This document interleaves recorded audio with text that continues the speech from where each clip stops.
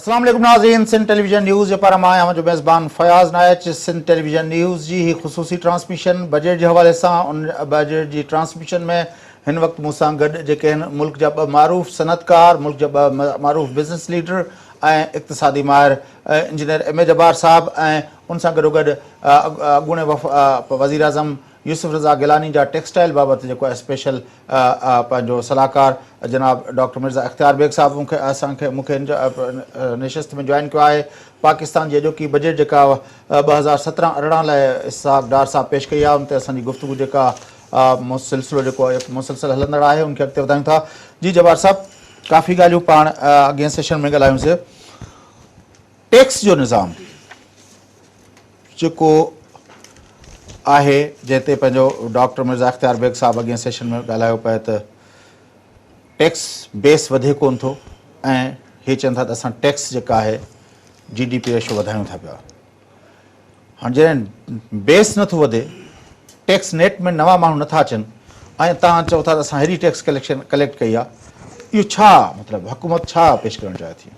ॾिसो, हुकूमत जेका FBR आहे उनजी जेका हिकिड़ी HR स्ट्रेंथ आहे 30,000 माण्हुनि खां मथे अथव। हाणे उन 30,000 माण्हुनि जी जेका स्ट्रेंथ आहे उहा रुॻो इस्तेमालु पई थी थिए जेके एग्ज़िस्टिंग टैक्स पेयर आहिनि उन्हनि खे पिया था फोकस कनि। अजीब ॻाल्हि अथव त 2,70,000 माण्हुनि टैक्स रिटर्न्स लेट फाइल कया, उन्हनि में रेगुलर बि हुआ जेके फाइल कंदा रहिया ऐं प्लस नवां बि आया। हाणे बजाए जो उन्हनि नवनि माण्हुनि खे इनकरेज कनि त बाबा welcome in the tax net असांजो एक्सपेंड थी वियो, उहे माण्हू जेके आहिनि ऐं in addition to JK regular आहिनि उन्हनि ते जेको आहे सो इनकम टैक्स ऑर्डिनेंस में हिकिड़ो अथव D-214, उहो छा थो चए त भई जेकॾहिं तव्हां रिटर्न लेट फाइल कंदव त तव्हां टोटल ऑडिट जे हवाले थी वेंदव। हाणे उते तव्हां जेकॾहिं ऑफिसुनि में वञो RTO LTO ऐं जेको कॉर्पोरेट में त तव्हां ॾिसंदव रुॻो आहिनि वकील ऐं टैक्स कंसल्टेंट्स, सॼो ॾींहुं जेके टैक्स पेयर्स आहिनि वेठा अपीलूं फाइल कनि, डिस्प्यूट कनि। हाणे जेकॾहिं हिकिड़े पासे गवर्नमेंट चए थी त असां टैक्स बेस वधाइण लाइ हिकिड़ो फ्रेंडली एनवायरमेंट पिया था ॾियूं, हाणे इहा कहिड़े क़िस्म जो फ्रेंडली एनवायरमेंट आहे त जिन माण्हुनि टैक्स रिटर्न भरिया उहे नवां हुआ ऐं उहे जेके आहिनि से तव्हांजो हिकिड़ो हिसो ठहिया, उन्हनि खे तव्हां हाणे वेठा ऑडिट जे हवाले कयो। पहिरें साल ई जेके नए माण्हू खे ऑडिट जे हवाले कंदव, मूंखे ॿुधायो त कहिड़े तरीक़े सां इहो बेस वधंदो। त फोकस जेको आहे सो सॼो जेको टैक्स अथॉरिटीज़ जो आहे उहो आहे एग्ज़िस्टिंग ते। एग्ज़िस्टिंग में को न को हिकिड़ो रीज़न खणी कॾहिं कॾहिं 177 जेके रिटर्न फाइल थियनि था त तव्हांजा एक्सपेंडिचर्स ठीक न आहिनि, कॾहिं कॾहिं प्रोसीजर तव्हां हैरान थी वेंदव त अहिड़ा बि केसिस हाणे थिया आहिनि जिन में माण्हुनि पहिरें त पाकिस्तान में विदहोल्डिंग टैक्स हूंदो इनकम टैक्स में, हाणे विदहोल्डिंग टैक्स सेल्स टैक्स में वरितव। टैक्स पेयर जेके आहिनि से वीचारा टैक्स कलेक्टर थी विया आहिनि, उन्हनि खे कंहिं क़िस्म जी का चार्ज बि कोन थी मिलेव, का सर्विस चार्ज ई ॾियनि उन्हनि खे। सॼो ॾींहुं वेठा माण्हुनि जूं या इनकम टैक्स में जेको आहे होल्डिंग कनि या वेठा जेको आहे सेल्स टैक्स में होल्डिंग कनि। ये जो अपना डॉक्टर साहब PSDP पे हम बात कर रहे थे, आपने कहा कि ये पॉपुलिस्ट है, 1,000 अरब का ये PSDP है, उसके एक सेक्टर पे आपने कहा कि ये जो है उसमें जो 241 अरब के जो अपना वो है जिसमें prime minister initiative, prime minister initiative program है जिसमें जो है गैस इंफ्रास्ट्रक्चर डेवलपमेंट है, तो वो जहाँ जाएगा गैस के कनेक्शंस कहेगा इस यहाँ दे दें। फिर जो है वो अपना स्पेशल फीडरल डेवलपमेंट है और उसके अलावा हेल्थ अपना इनिशिएटिव है, उसके ऊपर भी वो जहाँ जाएगा हॉस्पिटल्स इस तरह के अनाउंसमेंट्स कर सकता है। लेकिन अगर बाकी का भी हम देखें तो उसके PSDP के 3 पोर्शंस हैं। एक पोर्शन जो है वो 444 अरब का है, वो सूबों के लिए है, उसमें चारों सूबों के लिए पैसे रखे गए हैं। और देखें उसमें सबसे जो लोवेस्ट जो दिया गया है वो सिंध को दिया गया है, क्योंकि सिंध में पीपल्स पार्टी की हुकूमत है। और उस 444 में से 192 अरब जो है वो पंजाब के दिए गए हैं, ये 43% बनता है। फाटा और खैबर पख्तूनख्वा को 25% दिया गया है, उनकी पॉपुलेशन से कहीं ज़्यादा 109 अरब रुपए।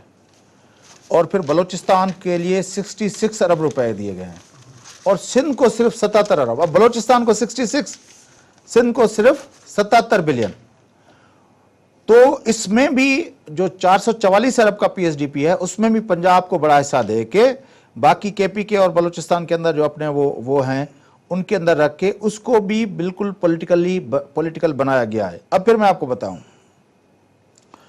उसके बाद जो है 422 अरब रुपए का दूसरा सेक्शन है जिसमें वो प्रोग्राम है जो पूरे पाकिस्तान बेस हो या जो है वो गिलगित बल्तिस्तान फाटा और उसके लिए है। उसमें जो सबसे बड़ा प्रोग्राम है वो एनएचए का प्रोग्राम है और एनएचए का प्रोग्राम 223 अरब रुपए का प्रोग्राम है। 223 अरब रुपए का एनएचए का प्रोग्राम है और उस 223 अरब में से 152 अरब पंजाब के प्रोजेक्ट्स पर है। अब जो रोडें बनेगी एनएचए के थ्रू यानी उसका जो सबसे बड़ा वो है बेनिफिशियरी जो है वो पंजाब में बनेगी। तो पंजाब मतलब मियां साहब की कंस्टिट्यूंसी, वहां पे रोडें बनेगी, सड़कें बनेगी। आपको पहले ही जुमला कहा था कि टोटली इंतखाबी, ठीक है ना। अब जो अगर ये दोनों सेक्शन दोनों सेक्शन जो पीएसडीपी के हैं वो पंजाब फोकस्ड हैं और तीसरा सेक्शन जो है वो तो प्योरली प्राइम मिनिस्टर के हाथ में दे दिया है इनिशिएटिव। मतलब इसमें आपको याद होगा कि राजा परवेज अशरफ के दिनों में सुप्रीम कोर्ट ने एक अपना वो किया था कि ये जो है अपना इलेक्शन के लिए आप नहीं फंड्स इस्तेमाल कर सकते। अगर कोई सेंसिबल अपोजिशन की पार्टी हो तो इस पीएसडीपी को अगर जाके चैलेंज करे कि भाई ये पीएसडीपी इसमें कहाँ ख्याल रखा गया है पाकिस्तान की फेडरेशन का कि फीडरेटिंग यूनिट्स को कहाँ। अब देखें गुज़िश्ता साल रेलवे के 98% जो डेवलपमेंट के फंड्स थे वो पंजाब के अंदर ख्वाजा साद रफीक साहब ने इस्तेमाल कर दिया। अब आप देखिए इसमें इतनी मजेदार कहानियां इस बजट के अंदर पीएसडीपी। अब देखें वो कह रहे हैं कि भाई हमने बाकी जो सिंध के प्रोजेक्ट हैं उसके लिए भी क्या है कि मटियारी लाहौर ट्रांसमिशन लाइन, ये सिंध का प्रोजेक्ट है, वो ट्रांसमिशन लाइन बिजली ले जाएगी लाहौर के लिए, नेशनल ग्रिड। ठीक है ना। इस तरह की कितनी चीजें इस बजट के अंदर इस पीएसडीपी के अंदर हैं जिससे लगता है कि ये जो है ये जिस तरह बरतानिया होता था वहां पे किंग बैठा होता था या क्वीन बैठी होती थी, सारी दुनिया से माल इकट्ठा करके उसके हुजूर में पेश किया जाता था और फिर वो वहां पे बांटते थे। ये तो मुल्क को इस तरह चला रहे हैं, पता नहीं क्यों पीपल्स पार्टी भी नहीं बोल रही, ना इमरान खान बोल रहा है, ना कोई बोल रहा है कि भाई ये किस तरह फेडरेशन चला रहा है। पहली चीज तो ये कि पीपल्स पार्टी बिल्कुल बोलेगी। अभी मेरे सलीम मांडवी आला साहब से बात हुई, हमने शेडो बजट भी बनाया था, वो भी हमारे सामने है और हम इस बजट की तफसील आ जाने दें तो हम कंपैरेटिव अपना व्यू देंगे और साथ ही साथ ये जो डिस्पैरिटी की है उन्होंने सूबों के दरमियान और पंजाब में और सिंध में जो उन्होंने इतनी तफरीक रखी है जो बड़ी वाज़े नज़र आ रहा है, उस पर भी हम बिल्कुल बात करेंगे कि ये इंटर प्रोवेंशनल कॉम्पिटिटिवनेस को एरोड कर रही है ये बातें। अच्छा, लेकिन जो मैंने आपको पहला जुमला कहा था कि ये बजट पूरा इंतखाबी इलेक्शन बजट है जिसमें प्राइम मिनिस्टर को उसकी पार्टी को वोट ज़्यादा से ज़्यादा लेने के लिए वो तमाम टूल्स फराहम करे गए हैं जिनको इस्तेमाल करके वो ज़्यादा वोट और ज़्यादा वोट बैंक जो है अपना बना सकते। एक सिंपल सवाल, मुल्क की मैशत बेहतरी के ट्रैक पे चढ़ी है? देखें, मुल्क की मैशत के जो सेक्टर हैं जिनको अगर हम देखते हैं उन्होंने तो अच्छा परफॉर्म नहीं करा है। मुझे सिर्फ एक मिनट दे दें, मैं बतलाता चले जाऊँ। फिस्कल डेफिसिट जो 4.2 था ये एक्चुअली 5 के करीब है बजट का खसारा। करंट अकाउंट डेफिसिट $10 बिलियन तक पहुंच गए। 8 अरब डॉलर वो कह रहे हैं, 8 है, लेकिन एयर एंड जो क्लोजिंग होती है उस पर तवक्को की जा रही है कि 10 बिलियन पहुंच जाएगा। 8 भी रिकॉर्ड आई है, 3-3.5 से ज्यादा कभी नहीं गई। तिजारती खसारा जो है आपका, हमारी एक्सपोर्ट 20 बिलियन से ज्यादा नहीं होगी, उन्होंने खुद 19.9 बोल रहे हैं, और हमारी इंपोर्ट जो है वो तकरीबन 40 बिलियन है। तो आप 27 बिलियन का तिजारती खसारा की बात कर रहे हैं। रफ फिगर है कि $3 बिलियन मंथली हमें इंपोर्ट में ज़्यादा देना पड़ रहा है और एक्सपोर्ट हमारी कम हो रही है। सही है। ये तो आपको एग्रीकल्चर में क्रॉप फ्लॉप हुई 2 साल से, कॉटन की 13 मिलियन के बजाय 10 मिलियन बेल आई है, इंडिया से इंपोर्ट करना पड़ा है, और आप रॉ मटेरियल इंपोर्ट करके इंटरनेशनल मार्केट में compete नहीं कर सकते। वो हमने उधर भी मार खाई है। साथ ही साथ इंडस्ट्री में आप ये देखें कि जो जॉब क्रिएशन का एक कॉन्सेप्ट था कि हमारे यहाँ सनतकारी होगी, उससे नई जॉब क्रिएट होंगी, उससे एक्सपोर्ट बढ़ेगा, इसमें एक चीज भी कोई नहीं हुई है। ज़ाहिर है इंडस्ट्रियलाइजेशन हो नहीं रही ना, तो स्टैग्नेंट हो गई है, क्योंकि लोग टेक्सटाइल की, मैं मिसाल दे रहा हूँ, 25% लोन नॉन परफॉर्मिंग हो चुके हैं। ये सेनेट की स्टैंडिंग कमेटी पर टेक्सटाइल की मीटिंग गवर्नर स्टेट बैंक के साथ हुई थी, तमाम बैंकों के प्रेसिडेंट बाय नेम बतला रहा हूँ मैं, 25% नॉन परफॉर्मिंग लोन्स हो गए हैं टोटल टेक्सटाइल पोर्टफोलियो के। तो आप किस सेक्टर में कह रहे हैं कि जी बेहतरी हुई है?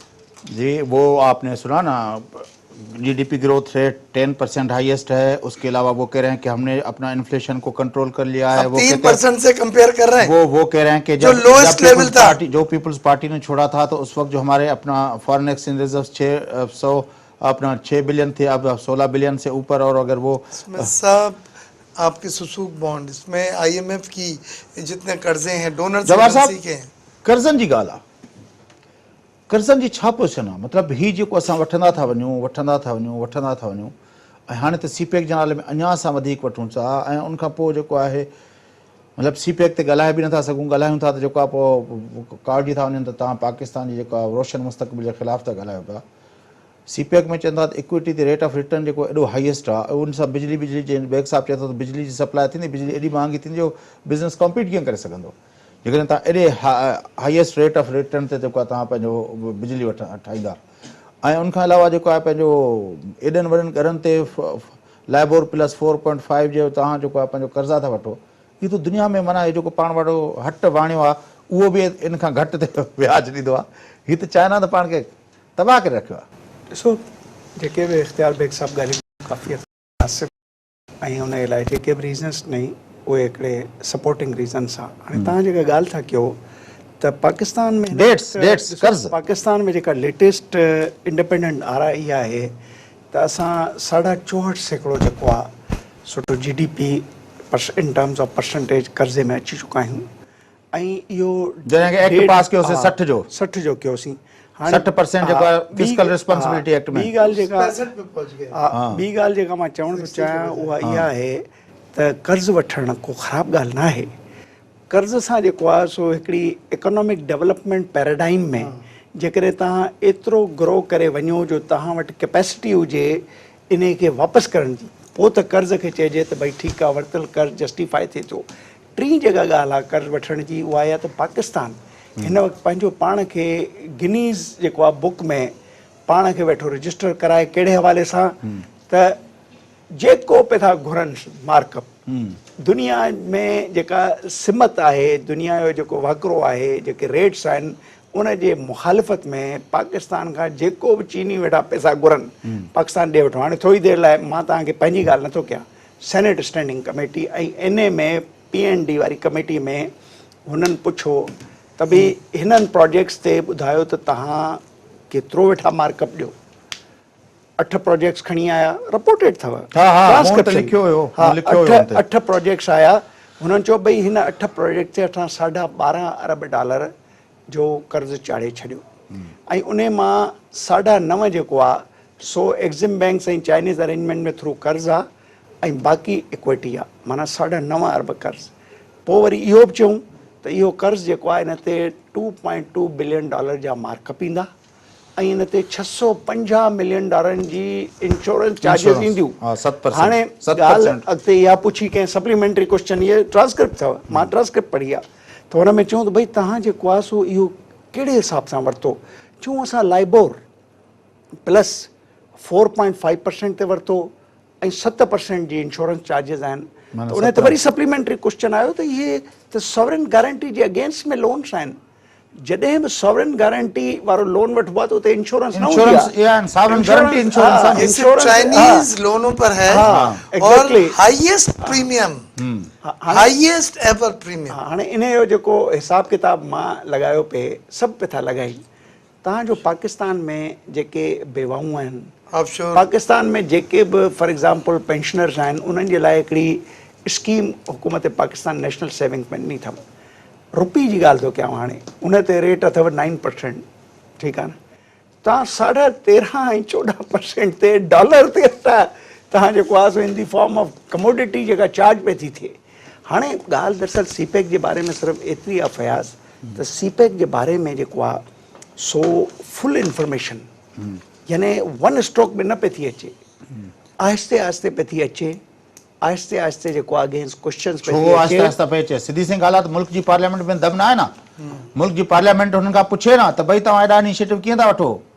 पार्लियामेंट में भले इन कैमरा सेशन ई कनि, हाणे मां पर तव्हांखे पार्लियामेंट पुछे ई नथी। हाणे ॿी ॻाल्हि ॿुधो, वेरी रिसेंटली ज़रदारी साहब त चए थो बाबा जेको बि आहे सही आहे ग़लति आहे, इहो मुंहिंजो इनिशिएटिव आहे, त हिननि खे क्रेडिट न ॾियो, मुंहिंजी वाह अच्छा हाणे ॿी ॻाल्हि ॿुधो त इमरान ख़ान चए थो त सी पैक अच्छा आहे। मूं हाणे इंटरव्यू कयो इमरान ख़ान जो, लास्ट टाइम जॾहिं आयो मूं इमरान ख़ान जो इंटरव्यू कयो, मूं चयोमांसि साईं पंहिंजो ही सी पैक के बारे में क्या ख्याल है?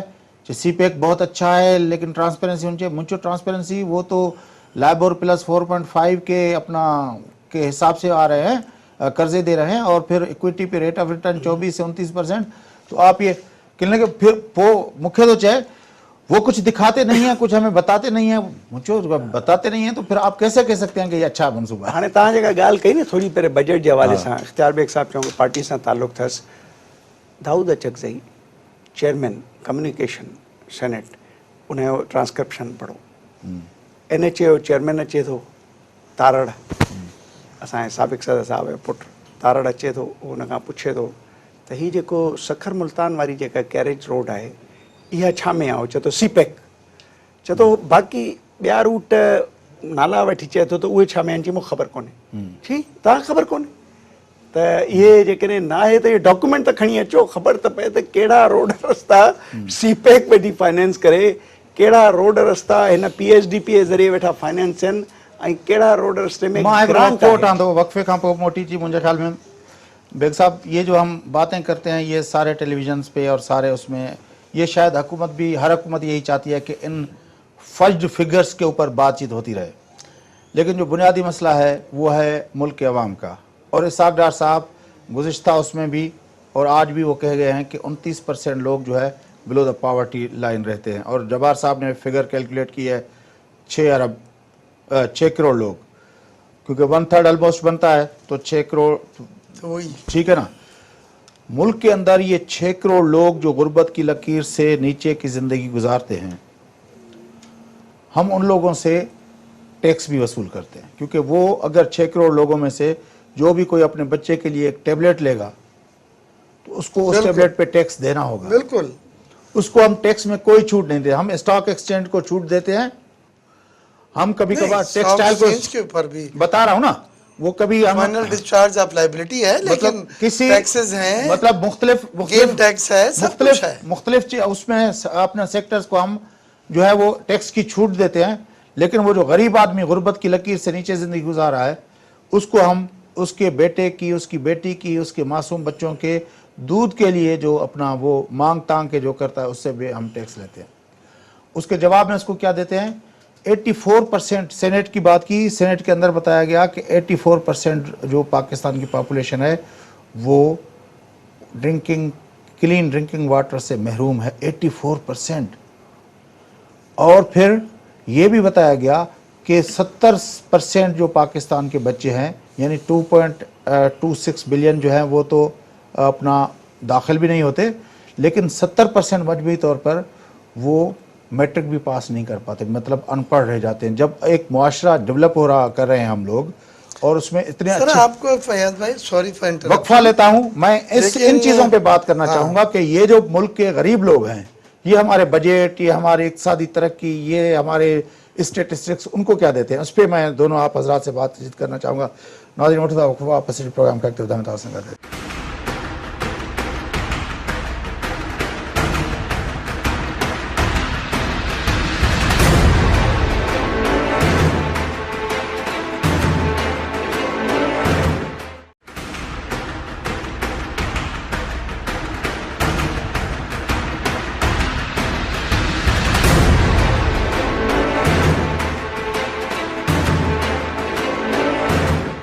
वेलकम बैक नाज़रीन, तो प्रोग्राम जिस सिलसिले के इक़्तिदाम पाकिस्तान जो वफाकी बजट इसाक डार साहब असेंबली में पेश करे छॾियो। उन हवाले सां सिंध टेलीविजन न्यूज़ जी ख़ुसूसी ट्रांसमिशन हलंदड़ आहे।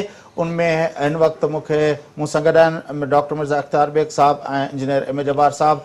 ऐं वक़फ़े ते वञण खां पहिरियों मूं जेका गुफ़्तगू पे कई त बाक़ी अंग ख़ैर असां हर दफ़े बजट जे बारे में ॻाल्हायूं था पिया, पर पाकिस्तान जे अंदरि जेके 6 करोड़ माण्हू जिन जे बारे में इसाक डार साहब पाण जेको आहे एग्री कयो आहे फ्लोर ऑफ द हाउस त ही माण्हू जेके आहिनि यानी 29.5% माण्हू जेके आहिनि उहे गुरबत जी लकीर खां हेठि गुज़ारनि था। उहे 29% माण्हू पाकिस्तान जी हर हुकूमत खे टैक्स बि ॾियनि था।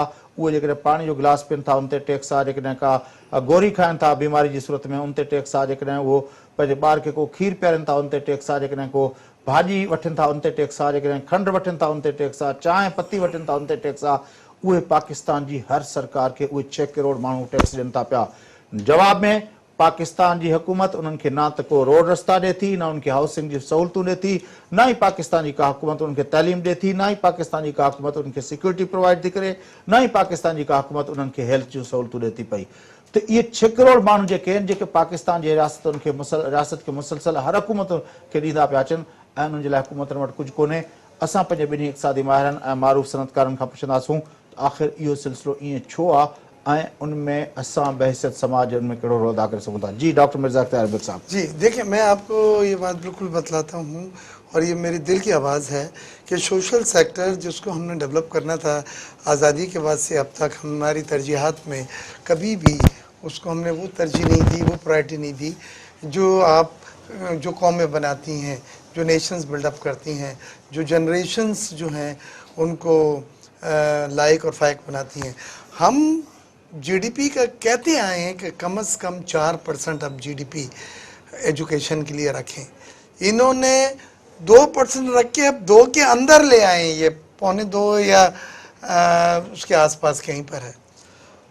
क्या ये कहना चाह रहे हैं कि हमारे मुल्क में ज़रूरत नहीं है, जब ये सब फिगरें वो खुद बतला रहे हैं कि इतने लोग इलिटरेट हैं और तालीम के जेवर से आरस्ता नहीं है।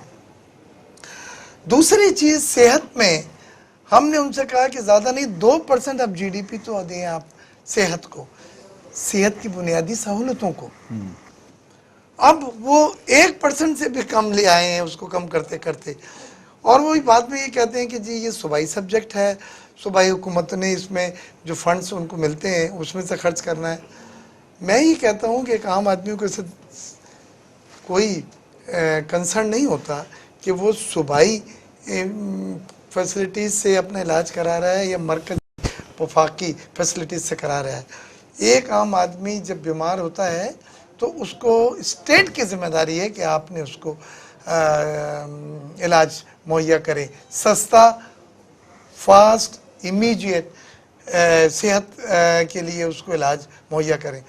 इस बार भी बजट में बातें हुई, हमने बजट प्रपोजल्स में यही लिखा कि 4% ऑफ जीडीपी, लेकिन फिर उस पर स्पेल आउट नहीं किया। और मुझे यकीन है कि आखिर जो महातिर आई थी इस्लामाबाद में, मैं मिला था एक डिनर पे, मैं बहुत मुतासर हूँ महातिर से, वो एक ग्रेट लीडर था। डॉक्टर महातिर से मैंने कहा मुझे 3 चीज़ें बतला दें जिसने आपकी मुल्क को यहाँ से यहाँ तक पहुँचा दिया।